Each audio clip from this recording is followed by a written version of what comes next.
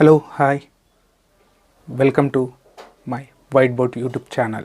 So that is our topic is that trick to find out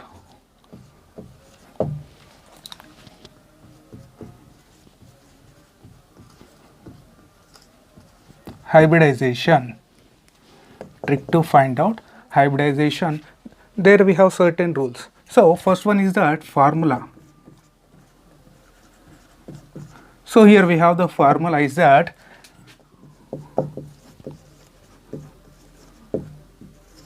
hybridization equals to, so generally hybridization equals to, here we are taking that number of sigma bonds plus number of lone pair electrons. Number of sigma bonds plus number of lone pair of electron.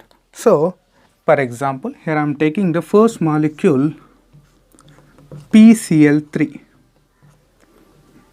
right? In this one, the central atom is the phosphorus. So how can we take that central atom? So generally in a molecule, the atom which makes more number of bonds is taken as a central atom, or the highly electronegative one generally taken as a central atom. If we have the both electronegative and more number of bond containing atoms, then we are preferring that more number of bonds containing atom only. So in this one, phosphorus is the central atom. So first of all, here we have to take the valency number of electrons. How can we find out valency number of electrons? So generally, so the group number of that phosphorus represents the valency number of electrons. Generally the phosphorus is that fifth group is element, that is an after nitrogen we will get that phosphorus. So in the phosphorus we have that 5 electrons in its outer shell. So how can I am saying that fifth group it is? So generally in periodic table there we are assigning that Roman numbers 1, 2, that is the first A, second A, third A, like this. Okay, first A, second A, like this we are arranging that elements. So based on that one I am taking that phosphorus as a fifth group element. So there we have that 5 electrons in the phosphorus. Those electrons are generally taken as a dots here. So I am taking 5 dots here. 1, 2, 3, 4, 5. So there we have that completely 3 chlorides. Here each one is considered as a electron. So generally chlorine forms single bond with that phosphorus. There we have the 3 chlorides. So that's why by utilizing this, each dot chlorine forms a sigma bond here. There are 3 chlorines, that's why you will get the 3 sigma bonds, and remaining one is that lone pair of electrons. So finally there we have that 3 sigma bonds and 1 lone pair. According to that formula, hybridization equals to number of sigma bonds 3 plus number of lone pairs 1. So totally there we will get that 4. So how can we write that hybridization? By taking this number. So generally we know that in subshells, that is that S, P, D, F. So generally S has 1 orbital, P has that 3 orbitals, and D 5 and F 7, right? So based on that thing I am taking here. So 4 means one is goes for S, right? One is goes for S, and remaining 3 are there. Those are P3. So generally what is the hybridization of PCl3 molecule in this one? sp3 hybridization. Okay. By the same way, we will also find out that hybridization of PCl5. So there are also be a phosphorus is central atom. So it is a fifth group element. That's why I am taking 5 dots here and making bonds with that chlorine. So completely we have that 5 chlorines. So there are no lone pair of electrons. So that's why By the formula we are taken hybridization equals to number of sigma bonds are 5 plus number of lone pairs 0, total 5. So hybridization is sp3d. sp3d hybridization. sp3d hybridization. How can we take that sigma and pi bonds? So generally, if a atom in a molecule, if it forms multiple bonds, a single atom forms a multiple bond with the similar atom. So in that multiple bond, the only one bond is taken as a sigma bond and remaining are taken as a pi bonds. For example, here I am taking that CO2, carbon dioxide. So in this one, central atom is the carbon because it forms more bonds than that oxygen.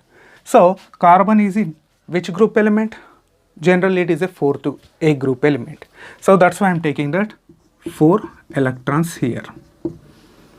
So I am making a double bond with that oxygen. So each oxygen atom forms 2 bonds with that carbon. In that one is a sigma bond, another one is a pi bond. So here we are only considering that sigma bonds. So according to that formula, so there are only 2 sigma bonds. So that's why I am taking that number of sigma bonds are 2 plus lone pairs are no, that is a 0. So completely there we will get that hybridization is the 2, which means one is S, another one is that P. So here the carbon undergoes into sp hybridization in carbon dioxide. Okay, these for neutral molecules. So here I am taking that one complex molecule S2SO4. Okay, S2SO4. In this one, central atom is that sulfur because it can form more bonds than that hydrogen and that oxygen. So in this one, what is that group number of that central atom? So the group number of central atom is that 6. So generally it comes after that oxygen. So that's why I am taking that 6 dots here. 1, 2, 3, 4, 5, 6 like this.